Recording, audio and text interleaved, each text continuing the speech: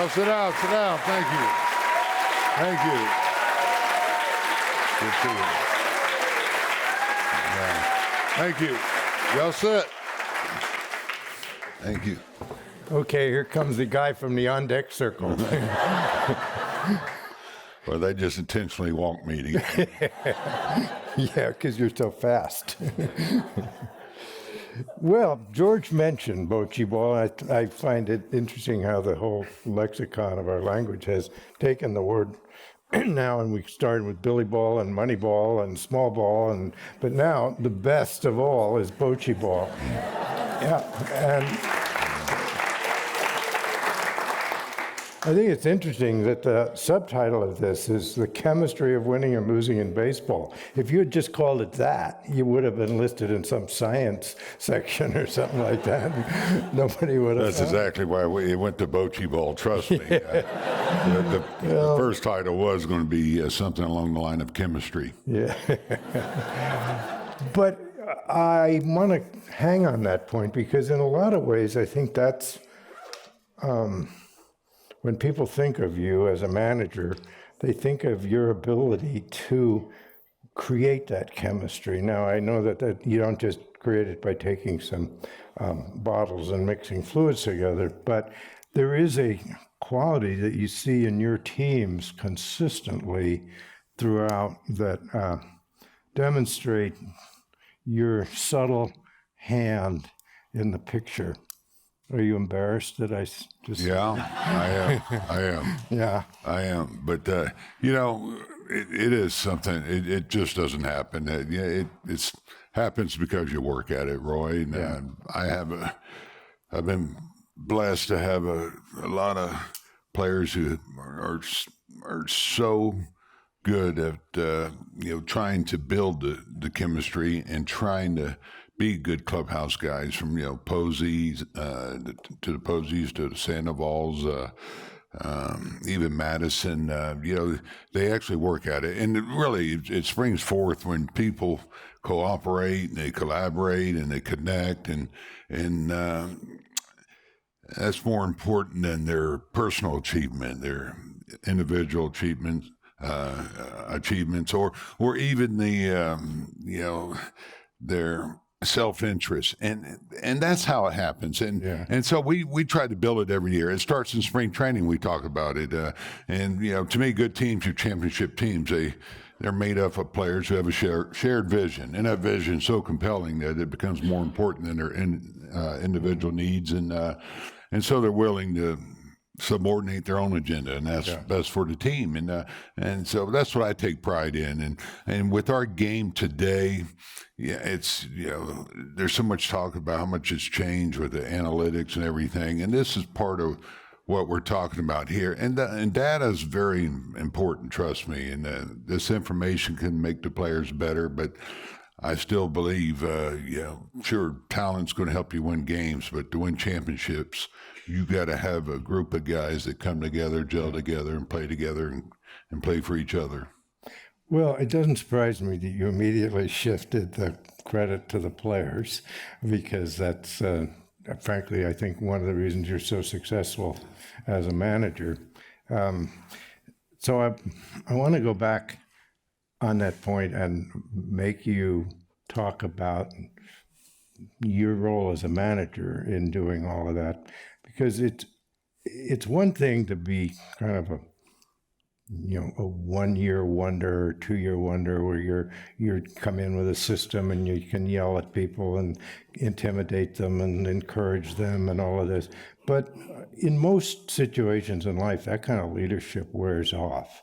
So that type of a manager, or that type of an executive, or that kind of a teacher, they'll last for a while, but then they don't have a 12-year career managing the Padres and then a 13-year career managing the Giants and winning 3 World Series in the process. So there's something about your approach to it that's different.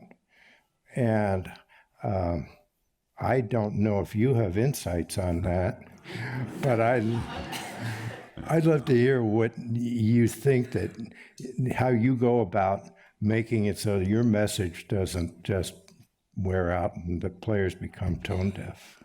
Yeah. Wow. That's a hard one. Now, you know what? I'll start with this.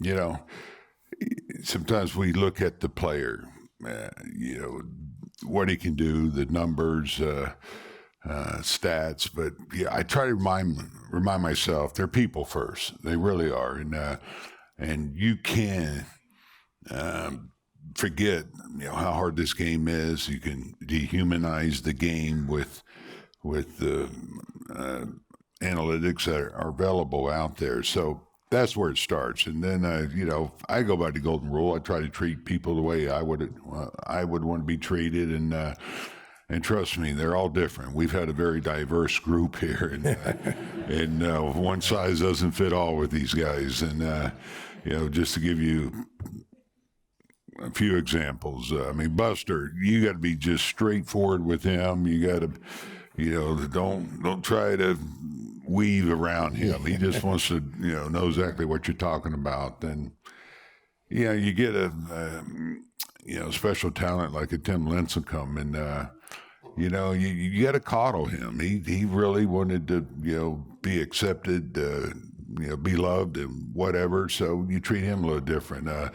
Belt, I've said this, and it's in there. Belt, you need a cattle prod sometimes. I mean, we nicknamed him Sparky, and so, but and he's such a good guy. Just sometimes you got to probe him a little bit, and then you got a Sandoval, and you just, the biggest thing with him, just keep him out of the kitchen, and you're good. So, but Yeah. anyway, but you got to manage them all different according, and really those during the course of a season, those variables change, and but I try to treat them the way I would want to be treated, and for me, it's mixing it up, you know, whether it's through meetings or individual talks, things like that, you know, just to make sure that, you know, they keep their focus. And, and you know, my job really, when we're going well, I stay out of the way. When things are not going so well, then that's when I think they need you. And that's when I try to get involved and do the best that I can.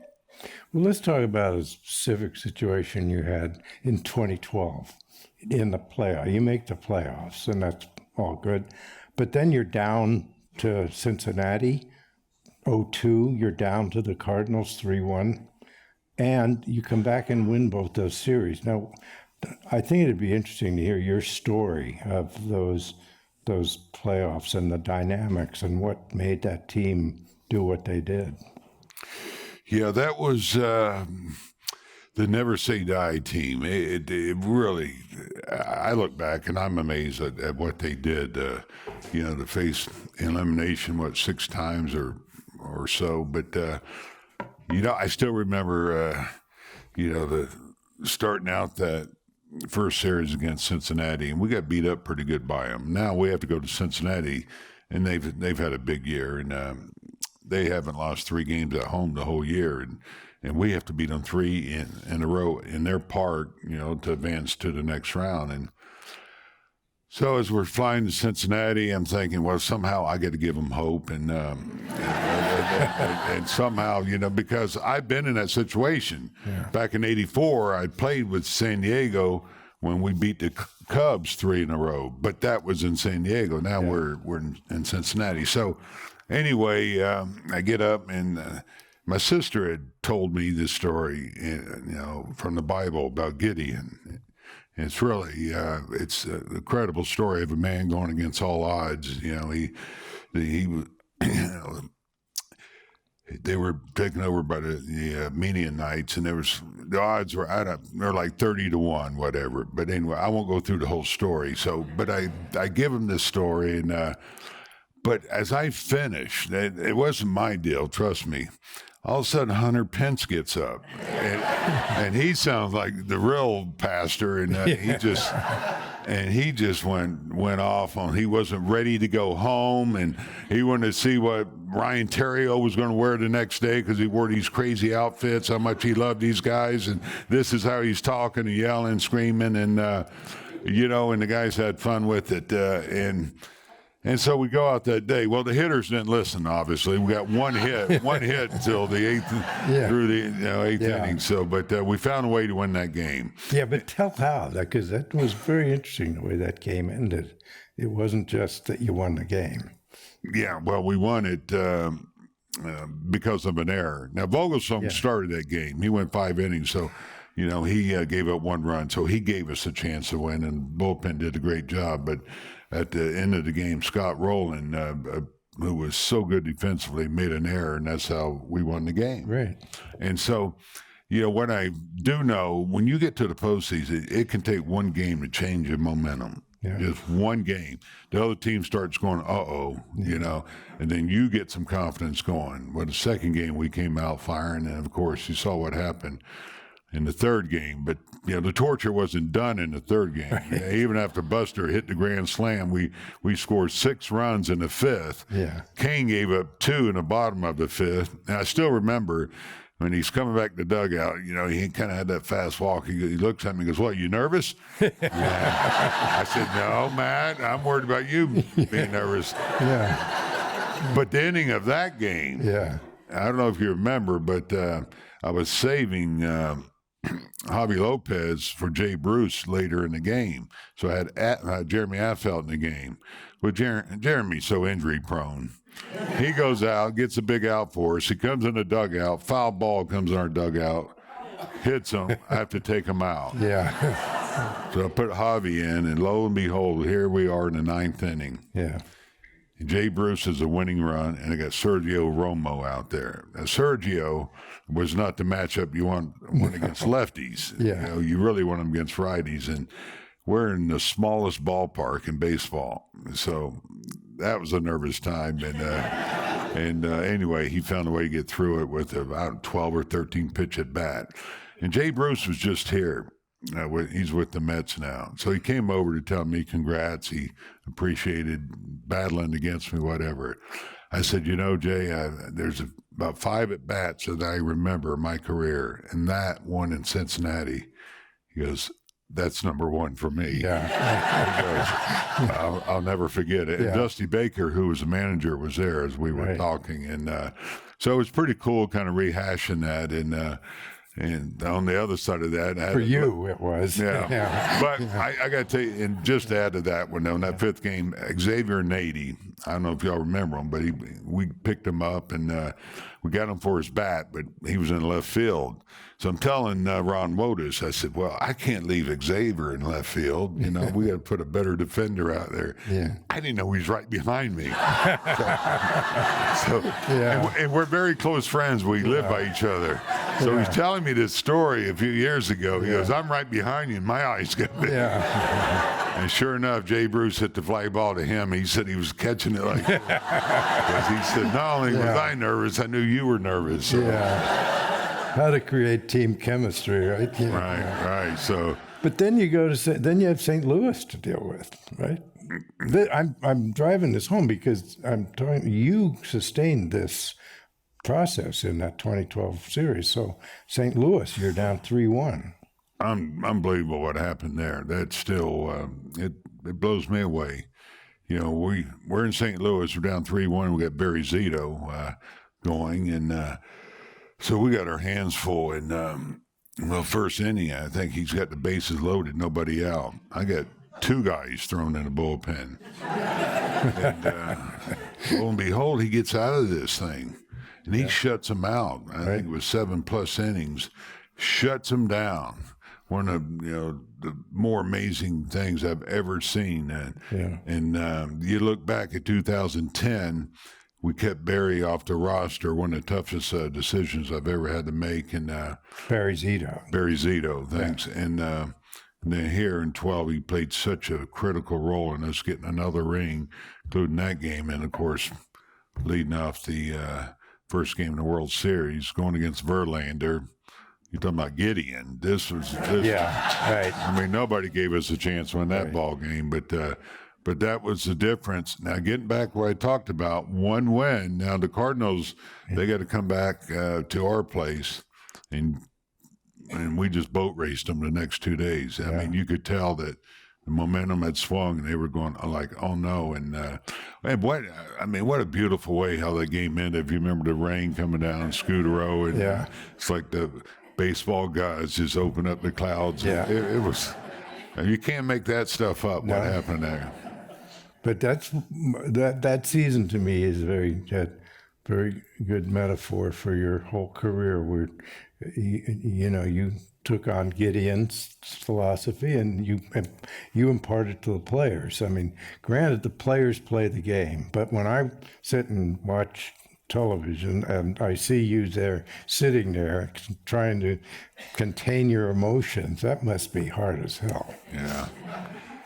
Yeah, they say, God, you stay so calm and don't let that belie what's really going on inside me. But as we had to battle through to get to the World Series, I still remember I had some friends. We were playing Detroit. We were up 3 games. If you remember, we had that hurricane coming in, and like I said, one game can swing everything. So I get this text before Game 4. They said, "Hey, we need you to lose today because we got tickets for Game 5." And I just go, "Are you serious?" Yeah. What was amazing through that, because that one, Matt Cain didn't give up a run in 2010 World Series, and that one. He pitched the Game 5 against the Reds, the deciding game. He pitched Game 7, deciding game against the Cardinals, and then he pitched the last game against the Tigers. So that's pretty amazing. He was involved in all wins. Yeah. Talk about your coaches, because you seem to use your coaches very well. Yeah, well, I mean, they're the ones that really do the heavy lifting. It doesn't. Right. I mean, I've been blessed, with such a great coaching staff. I mean, the best, and from the likes of, going back to Tim Flannery, Dave Righetti, Mark Gardner, and my current staff. Of course, Ron Wotus has been with me from day one. Hensley Mullins has been with me a long time, but and the current staff, Kurt Young, Matt Hertzog. But you know what?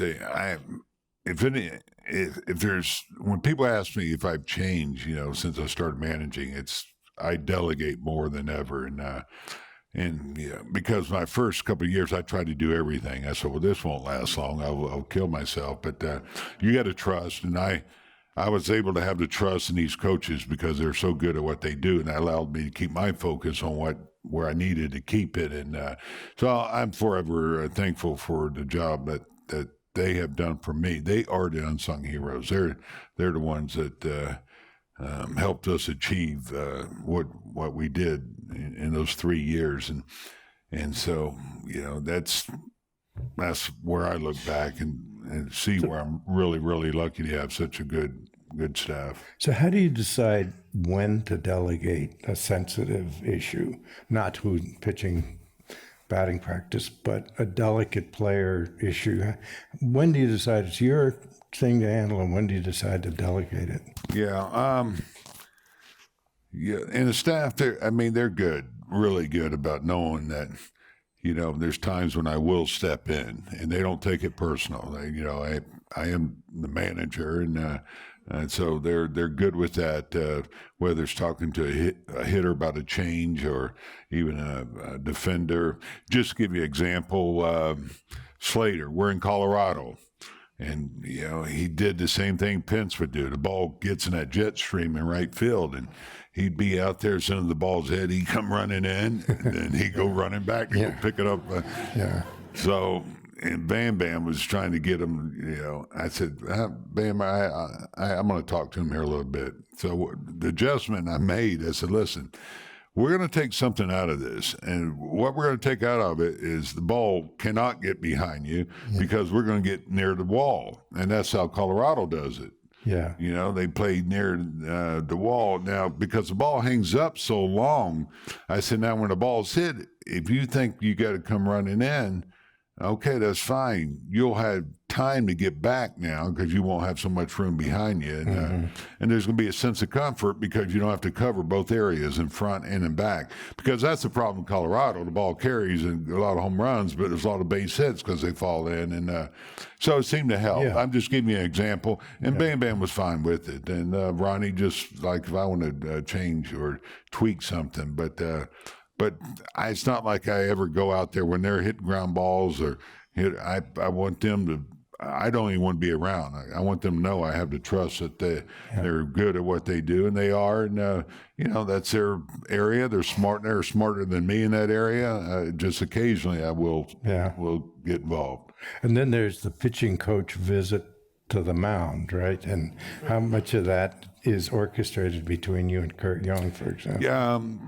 We. I mean, sometimes Kurt has the freedom to go out there when he thinks he needs to go out there. There's times when I'll have Kurt go out there. Once in a while, I'll go out there if I'm not making a change and just talk to him. But, that's such a critical time in the game, and Kurt's really good at it. Rags was really good at it, too. You have 30 seconds to get inside your pitcher's head and get him in the right frame of mind, whatever. Yeah. And but if I see something, I say, Kurt, I need to give him a breather, or we need to get his head back, or I need to get somebody loose in the pen. So give me some time. Now, what Kurt's really good at is giving you time. That's what bad knees will do for you. Yeah, he's got a bad knee. He's got the most. And people say I'm laid back, but this man, when I'll say something to him, he'll. Okay, he won't move. And I'll go, Kurt. He goes, oh, yeah, I got it. And then he'll get up, and make his way there. So I could get 3 pitchers ready by the time.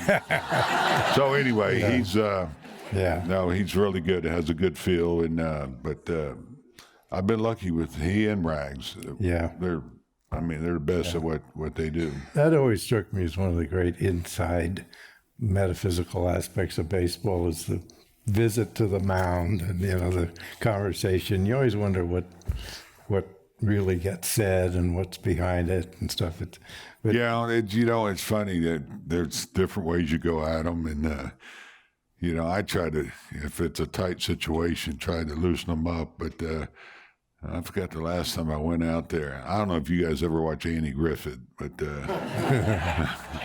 Barney used to, tell Andy when there's a tight spot, whatever. Andy, what we got here is a situation. Yeah. So I went out there one time, and the poor pitcher didn't know what I was talking about. Never seen Andy Griffith. I said, what we got here is a situation now. Yeah. And, I need you to throw this pitch in. Yeah. He said, what? He goes, who was that you were talking about? I said, never mind. It'd make a good TV ad, I think. If you look around at successful managers plus successful managers, many of them above the statistical average are catchers. You were a catcher. Mike Scioscia was a catcher. Bob Melvin's a catcher.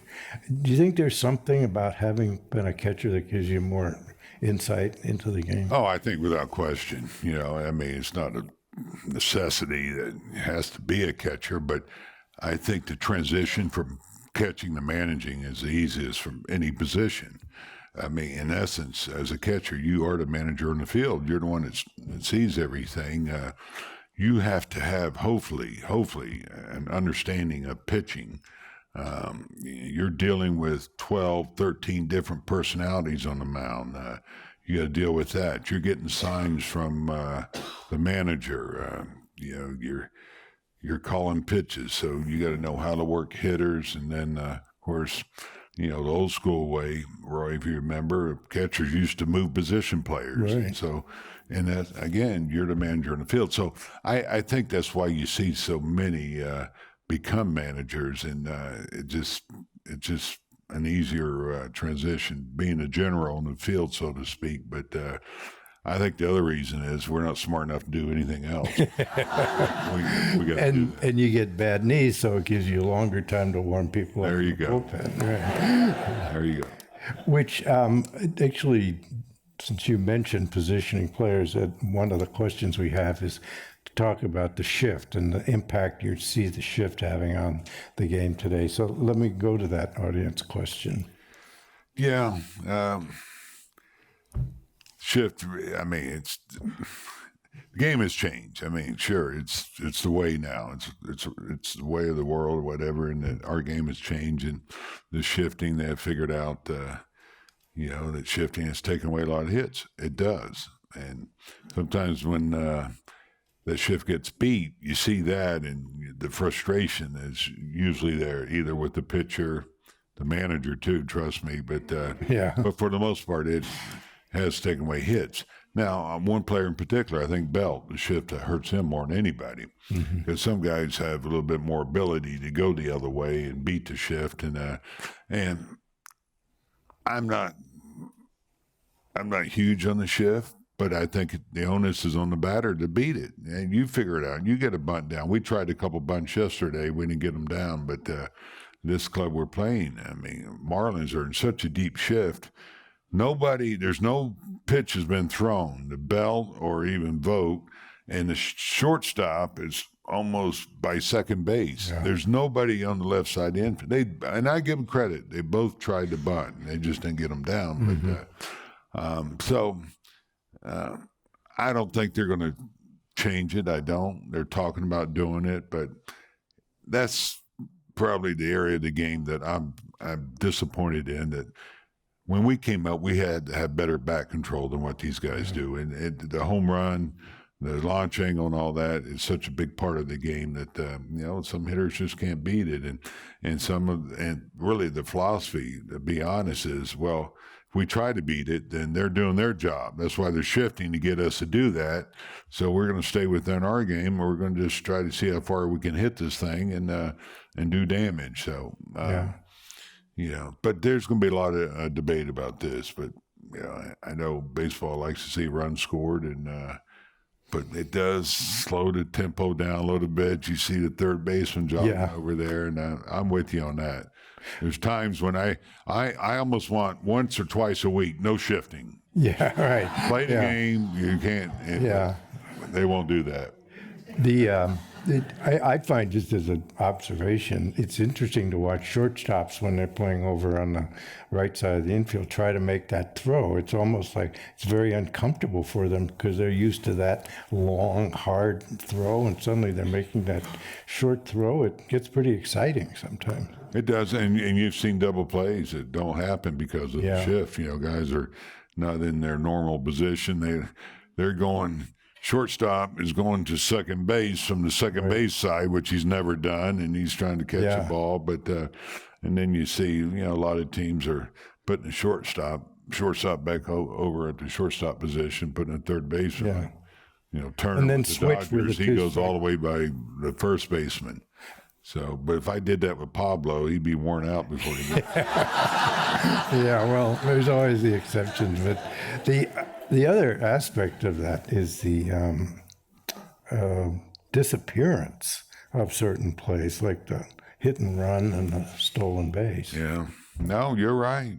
I mean, we have a couple of guys we can hit and run with, and we still do, but you don't see it because you don't see players have the bat control they used to.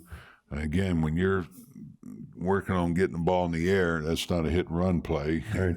And so you just don't have the hitters now that you used to have that could handle the bat. When we came up, we had to do those little things. We had to get a bunt down, and now getting a bunt down, I mean, you're asking a lot from a player. It's unbelievable. But with that said, the guys are throwing harder now than ever, and that's what's making it tough too for them. And trust me, we work on bunting as much as anybody. My first base coach, Jose Aguasil, brings those pitchers out every day, and they just have a hard time getting it down. But really, to your point, it's just that's where the game's changed. And I like the old way. I like the hit and run, and Buster's my best hit and run guy. And we will hit and run with him, but and we'll put guys in motion. We're not a speed team. Pilar will put on his own, and his kid Dubon. who's been impressive. I mean, he'll figure out the hitting part, but he's got a little back control and great game awareness. For example, we had a man on first, nobody out. This would never happen a few years ago. Pittsburgh had their third baseman back like he was Johnny Bench hitting. I actually was trying to give it to Wotus for a bump for a hit, but Ronnie didn't see me. But his kid saw it. He tried it. But that would never happen. But that's where the game's at now. Yeah. It's like, here, take the bunt. But you don't do that with a kid that can run, and then the heart, plus the heart of the order coming up after him. The corollary of this, of course, is the increase in home runs across both leagues. And the why is that, and whether, probably more important to us as fans, is whether it makes the game more interesting or less interesting. Yeah, well, I'm curious what you guys think on that, because it's a different game now. Now, I don't know if we get the memo that the ball's flying and there's more home runs hit, because that's not us. Although Pilar's had a big game. Yeah. So, and trust me, I love home runs. Yeah. But that's where it's at now. I think you look at a few things. The different philosophy on hitters, and they, hitters that can get the ball in the air, the way the ball's flying, there's a good chance it's going to leave the park. You look at the pitching now; it's tougher. Starters aren't staying out there. You're getting relievers throwing 98, so it's easier to score with the home run than trying to get 3 or 4 hits or manufacture a run. So that's kind of the philosophy. Teams are looking for power. They want power. Now, there's a lot of small ballparks. There's no doubt in my mind the ball is livelier than it's ever been. And what's not talked about are these bats now. And these maple bats are as hard as a rock. Bumgarner, he came up the other day. I was telling Roy, he said, I've been hitting with this bat for a month, and you can't see one mark on it. Now, if you remember, these maple bats used to split all the time. Yeah. You don't see that anymore. So whatever they've done, they're harder, they're not breaking as often, and the ball is flying off them. And trust me, I got pitchers every once in a while come in with their baseballs from 2012, 13, 14 and show me the difference in the baseballs now and the bat. So it's a different game. Now, I don't know if it's going to be a game that everybody wants to see or not versus a pure game of doing the little things to try to win a ball game. It's kind of as an anecdote, in the All-Star game, they used to have a skills contest where hitters had to hit a ball over the third base line if they were left-handed and hit a target or something, right? And that was part of this contest. And another one was hitting a ball into the alley and a runner on second, and the outfielders had to get it and try to throw them out. And you saw all these things.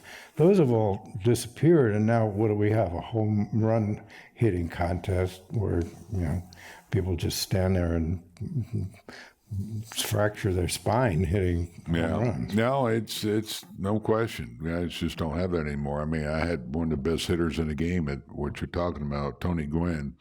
You know who was impressive with the back control, even though he's a power hitter, was Barry Bonds. Yeah. He could stand up there, and he goes, I know you had Tony Gwynn. He could hit that 5-5 hole. I can hit that 5-5 hole, too. Let me show you. Yeah. And he would. He would hit it there, or he could hit it. I remember one time Klesko was hitting the ball as hard as he could, and it kept going in Triples Alley in batting practice. I'm talking about. Yeah, he goes, this is a joke. This park, and Barry goes, well, how come you're hitting it there? Yeah. He goes, you're not very good at math. It's 309 down the line. So sure enough, he got up there and just flipped it and hit balls out there. Yeah. So it's pretty funny. Yeah.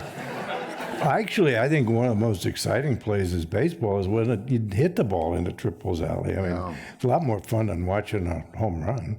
No, it is. It is. I mean, we've had, over the years, a lot of guys that hit that gap. You go Pagan, Blanco, and those guys. It's fun. It's a triple. There's nothing like it. Right. and there's damage when there's triple. And so I don't know what's going to happen, if they're going to actually move that in or not. I can't. I don't. Well, if they do, they do. But I don't know why there aren't more home runs down the right field line. That's as you say, 309.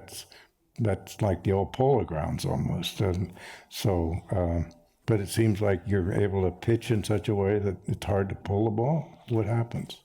Yeah, and I've said this, even down the left field line, if you pull the ball, it goes out here. It does. Now, I'm going to get back to Barry here for a second. And he says the way the park is set up and the mound versus the home plate and the way the left-hand hitter gets in the box, that left field, right field line in most parks is now more right center in our park. And that's why guys don't pull the ball down there that much. He says it just gives you that feeling. And he's talked to hitters about it, but that's an interesting, and which I never thought of. But this is one of the greatest hitters ever, and he came up with this one. But to be honest, we don't have a lot of pull hitters on our club. Right. Pilar, he can pull the ball, but really we don't have guys like a Pat Burrell. He was a pull hitter. That works in our ballpark. But even Scudero was a home run hitter, but he could pull the ball down the line. But for the most part, we're more geared up the middle. Yeah. So replay, instant replay. We're talking about, the general theme here is how the game is, I don't want to say changing, evolving. Let's use that euphemism. So now we have instant replay. Yeah, you know what? I'm good with it. I am. I just think we have the ability to get it right. Let's get it right. Now, what's happened with replay is we're having to put our hands up on every play. That's not what it was built for. It was that blatant play. Yeah. You go back to the World Series, the Royals and the Cardinals. I use that one. Might have cost Cardinals a championship. Don Denkinger. Right. Yeah. That's what it was put in for. But, it's saved me a lot of times of getting thrown out of a game, trust me. So that's why I'm probably good with it. So I'm okay with it. I just think we can change it, and I think it should be thrown at the manager instead of us having 30 seconds to wait to see if we should challenge it. Put it on me. As soon as the play happens, I got 15 seconds to go. I'm going to challenge it, and you get 2. Now that's a little more pressure, so that's going to stop you from challenging every play. Now, if you can tell from the dugout sometimes, hey, they blew it. You're going to challenge it. So that would be the change I would make. But there's, some of the changes I've been good with. The visits to the mound, they cut them back to 6. Yeah. It was getting out of hand, trust me. I mean, every inning. We played Arizona one time, and they must have had 30-something visits. And then... And I kid you, in the World Series, Houston, LA, they had 40-something visits. And so, as a fan, I'm a fan. I don't want to see all this breaking action. Yeah. And that's what baseball's kind of lost, is some of the action that we used to have. And of course, one of the ironies is you may have fewer visits to the mound, but then you have a 4-minute delay when there's a replay review and everybody's sitting around waiting and watching. The point about replay I'd like to ask you about is how we've reduced it. You say the manager ought to be able to tell it, but we've reduced it to the blink of an eye. I mean, you used to have in the neighborhood at second base, right, for example. I saw a play the other day where it's a double play ball. The shortstop comes over, takes the throw from the second baseman, but his foot hits the bag just before the ball gets to his mitt. Then he picks his foot up, the ball hits the mitt, and he throws it to first base. They review it, and they call the runner safe because even though he touched the bag with his foot, there was a half a second before the ball got into his mitt. That strikes me as interfering with the game. Well, and that's what I'm talking about. That's not why it was put in. Yeah. and now it's getting taken advantage of. And in fairness to people doing the replay, well, he wasn't on the bag, but I'm with you. That should not be a replay. Yeah. It's in the neighborhood, and it's just slowed down the game. And it's probably one of those plays that if it was on the manager, he's not going to challenge it because he can't. You couldn't see it. You can't see it, so it's going to take that out. That's my point on why I think it should be thrown on that to the manager and not get, some guy give backed him up. time to hear from the replay booth. Yeah. What about the new experimenting with electronic strike zones? Oh, I'll come back and manage if they do that.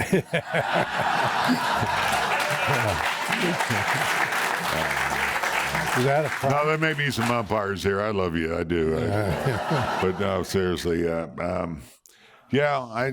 don't know if that's ever going to happen. I know they messed around, or they're doing it in the South. Well, they're trying it in one of the minor the leagues. South Atlantic League. Yeah. What I thought was funny in that, I don't know if you remember the left-hand pitcher Frank Viola. He's a pitching coach. He got thrown out with a robotic umpire.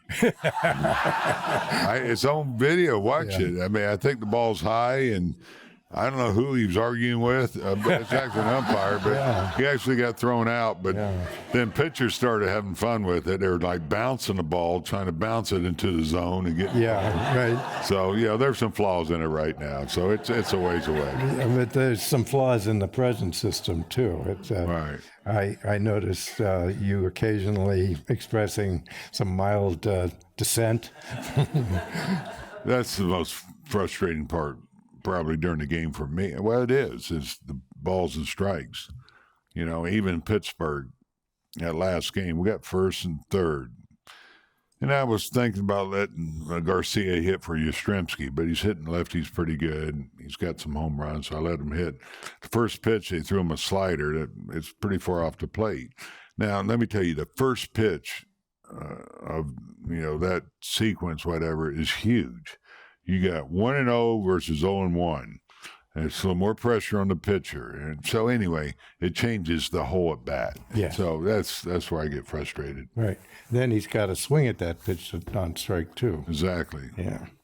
In a way, this whole issue around what we talked about, instant replay of a call on the field versus the strike zone, is we have gotten now down to milliseconds with regard to the calling plays at second base or at first base, yet we have this wide open latitude of where the strike zone is, and it strikes me almost backwards. You want to get the strike zone right and give a little latitude in the neighborhood play and things like that.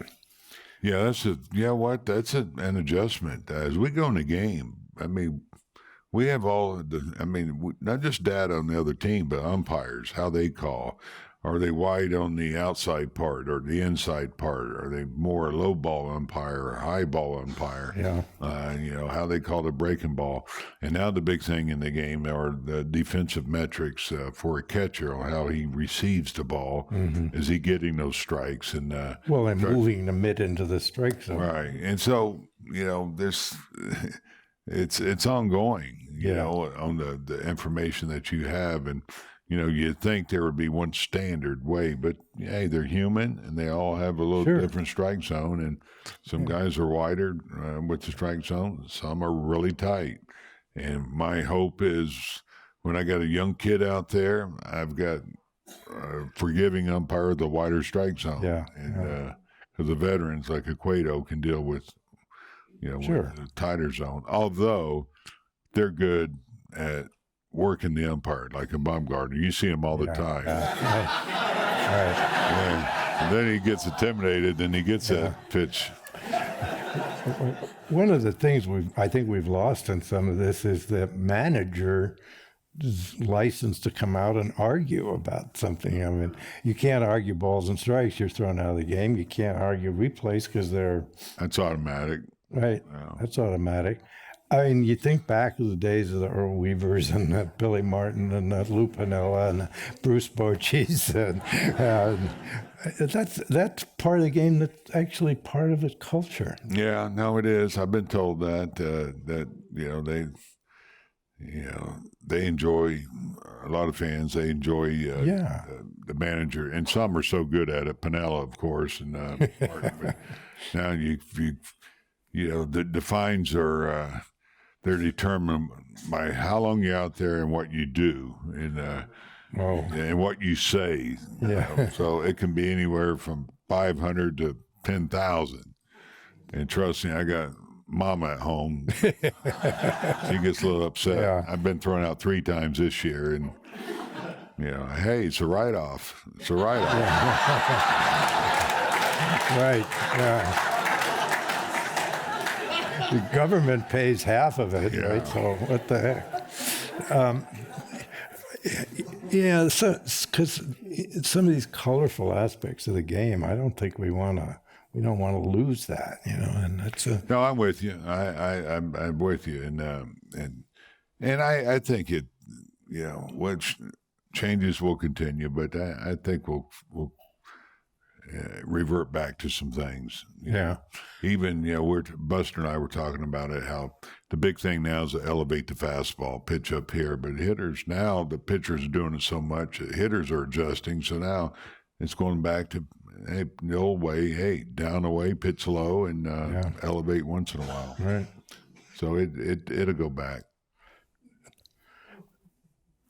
I'm going to shift back to you here again. I know you'll be uncomfortable, but I'm going to do it anyway.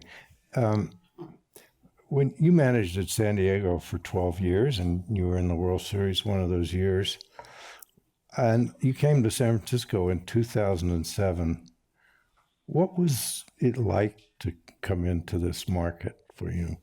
Yeah. I knew that this was a storied franchise. I mean, with so much history to it, but I didn't realize how big it was, and the fan base and all of you until I got up here, and I was blown away, to be honest.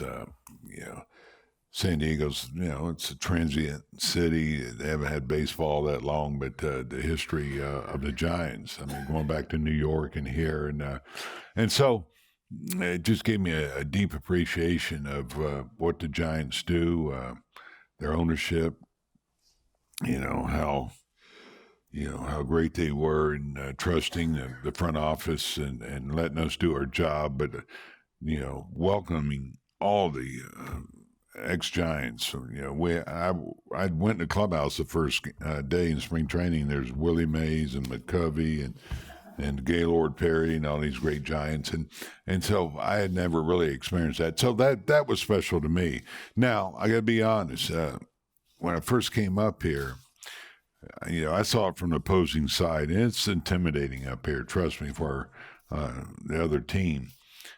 And when I was in my first talk to the club in spring training, I'm looking at Barry Bonds. I'm looking at some of these guys that for years, for 12 years, I tried to beat.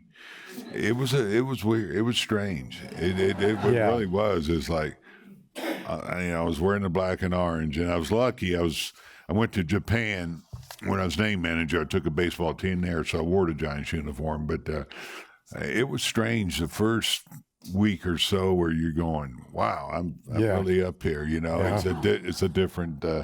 And then of course now that's all I think about, and that's who I think I am, a Giant. And but there's a little grace period when you make a change.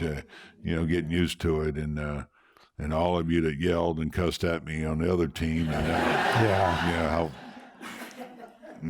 how great you've been to me now. I mean, it's pretty cool. Do you think that history, that deep history of the Giants, carries over to an advantage to a certain degree in motivating the players to play? Oh, I think so, without question. Willie's in the clubhouse all the time, but spring training we have what we call a Hall of Fame thing with the players, and it just instills so much pride in the players. And when you have players like we've had coming up, going from Kane to Sandoval's, Posey's, Belt, Crawford, Lincecum, all these guys that came up, signed with the Giants. Yeah. You know, it's a little different. Trust me. You're a giant. You're a true giant, and not that you're not if you didn't come up with them, but it does really, I think, build a tradition of pride and a winning tradition. You know, hey, this is how we do it. This is the Giant way. I've had young players that come up that veterans have grabbed them when they didn't go down the line or they didn't do something right. That's not how we do it with the Giants. Yeah. And so there's what we call, we take pride in the Giant way. Yeah. And I mean, my heart was broken in 1958 when the Giants moved out of New York. And so, in a way, coming and living out here was like my tracking the Giants. And I feel that sense of history you're talking about. You go back to John McGraw. That's a long time ago. You still holding a grudge? No, I'm kidding. And the reason we go to New York, I'm amazed at. I am actually. I'm still amazed at the fans we have in New York. Yeah. Because their grandparents or great grandparents, were such big Giant fans, and we have a crowd there every time we play there. Our own cheering section. It's really cool to see. Are any Dodgers fans there? Yeah. Not so much. No. But I always wondered about for the Mets to try to come in and inherit that legacy of the Giants. It must have been a really hard goal for them. I think they've done it now, but it must have been tough for a while. Oh, it had to be, yeah. I mean, there's... You played with the Mets, right? Yes, I played with them, but, even when I played with them, I didn't have any sense of all the Giant fans that are still there, and within the families and the generations of Giant fans. But I didn't sense that when I was there. I didn't get that feeling until I came here with the Giants and went to New York, and it's really players get a history lesson, when they went there. Yeah. And the sense of rivalry. I mean, there was that when you were growing up there, all you talk about was whether Willie Mays was better than Duke Snyder, or whether Duke, or whatever. Or Mickey Mantle. We tried to leave the Yankees out of the discussion, but there was it was part of the culture then. And of course, we've incorporated a lot of that out here with the rivalry with the LA Dodgers, but it's not quite the same degree. Yeah, I wasn't there then, so I can't answer. No, but I mean, like you had Dave Roberts as a player, and that's what's different in our game. And I'm not sure, if we can ever get it back to where it was. But when we were young, we grew up. I mean, every team seemed like it's pretty much stayed the same. Yeah, you didn't have the movement you have now, whatever, and you really did hate each other. Yeah. You did. You saw some of the fights and stuff, and you still have them. But now, sometimes you look out there and there's a love fest going on between guys that haven't seen each other in another team.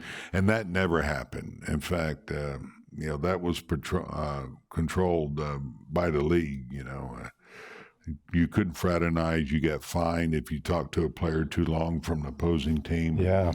You never see it, and so we've probably lost a little bit of that. And even my situation, I go down to L.A. I'm in front of the Dodger fans, and they give me this present, and that's why I was telling Roberts, I said, this would have never happened. Right. And then he says, here, you want to say a few words? I said, I'm not saying a few words to Dodger fans. Right. Hear whatever. I said, no. Yeah, baseball gods, lightning would have hit me right there. So, I always loved but I'm old school. I get on my coaches sometimes because I know they, I just think there's a place for it. But I love it when you got Pablo at first base, and he's like having a conversation with every other base runner who gets there, right? Tell him not it to do becomes a that. problem sometimes. We're trying to give signs over there, hit and run, whatever. And this guy's locked in to a Which conversation. restaurant's good? Yeah. I know it. Well, Bruce, we have a few minutes left, and I just wonder, you give people a sense. It's going to be hard building up to your concluding your managing here, but I think people are really happy for you that you're not that you're leaving the Giants, but that you're got a great life ahead of you, and great choices, and you give us some sense of what you see for yourself. You know, I really don't know, to be honest. I get asked, what am I going to do? I have a lot of fishing trips planned. I have nothing planned, trust me. And I've had, some requests, do a few things. Right now, I just want the plate empty. I just want to, just do what I want to do, and just spend some time with the family. But really, I don't know what I'll end up doing. I'll stay in baseball. I think it's going to be a wait and see what I end up doing here. That's what role I will have, and I'd like to do something. Hopefully, make an impact. And hang around. I have a son that's here. He's a firefighter, so we'll live up here somewhere. I don't know where yet, but I just don't know until I get there. I may get 2-3 months out and go, what did I do? Yeah. It's an adrenaline drug that It is. Yeah. it is, and I may be lost. I've talked to LaRusse about it, Leland about it, Bobby Cox, and can't wait to see Bobby, who just had a stroke, and I hear he's doing better. But trust me, I've looked into this, and of course we talked about your situation when you stepped down from Oakland, but it's hard to say. Yeah, there's such one of the beautiful things about baseball is the routine, right? It's every day you kind of go, you fall in your routine, and that's, in an odd way, I'll use the term, that's almost addictive. You get used to that. It's fulfilling. It's comfortable. It is, and and that's what I'm going to miss the most. It's the relationships, the players. Yeah. Without that, and even I know I can't see you because of those lights, but there's a lot of you out there that I know that we're friends, and and that's what I'm going to miss the most. The game, that's not far behind, but the game itself. But it's I don't know how I'm going to feel when it's going to be strange. I don't want to get emotional here, but I was the other day I got to pack the office up. I got to clean up. It's all that stuff. Yeah. So it's going to be a weird feeling. Well, I don't know where I'm going to put it. So if you guys need anything, let me know. Yeah. If you got any size 8.5 hats, we'll. Funny you say that, because I actually had a guy ask me yesterday, hey, if you got some extra hats, I wear the same size. So. Yeah. Did he play for the 49ers? Yeah. Yeah, actually, I remember reading an anecdote where they couldn't find a batting helmet to fit you or something like that because of your. Yeah, I had to have one specially made, and so it had probably 12 coats of paint on it, being traded and playing winter ball. Yeah. I played 5 years of winter ball, 3 in Venezuela, 1 in Puerto Rico, 1 in the Dominican. So each place I went, they had to paint it the color of the team. Well, I'm with New York, and I made an out, and I threw my helmet down, but I didn't think I threw it down that hard, and it broke, it snapped, and I had no helmet. Yeah. And so I think it was Kingman's helmet, but it sat way up on top. Yeah. It was like 2 weeks to get a new helmet. Yeah. So that it was actually a problem. Well, you hardly have a big head in a metaphorical sense. So, I have no reason to have a big head. If you look at my batting average, it shouldn't be big. No, but how about looking at the 3 World Series Yeah. victories, right?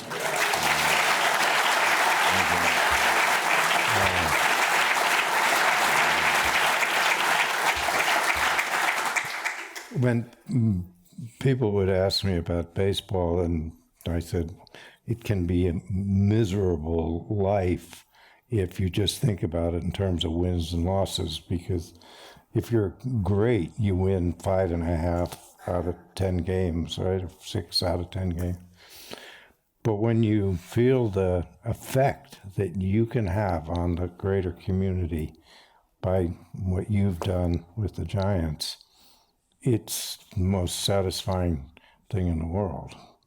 It's not like you have 1 vote out of 100 in the Senate, or you're a politician trying to marshal things. You can have a personal impact. And that's why I think the Bay Area owes you such a debt, Bruce, is you've done that for us. And I appreciate that. do you know that? Well, Do you know it?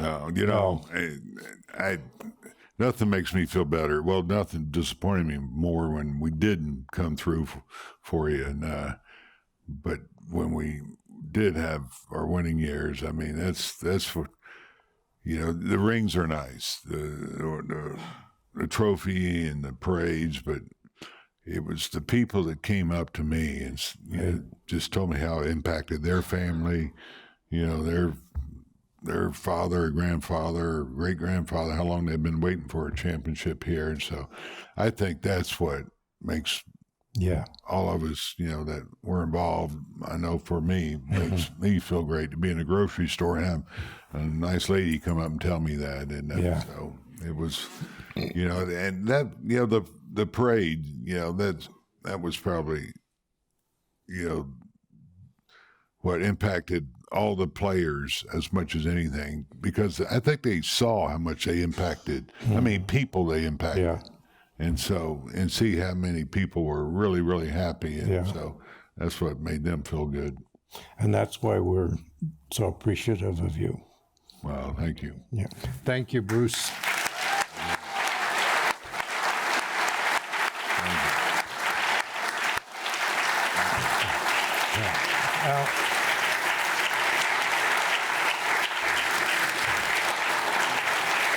Thank you.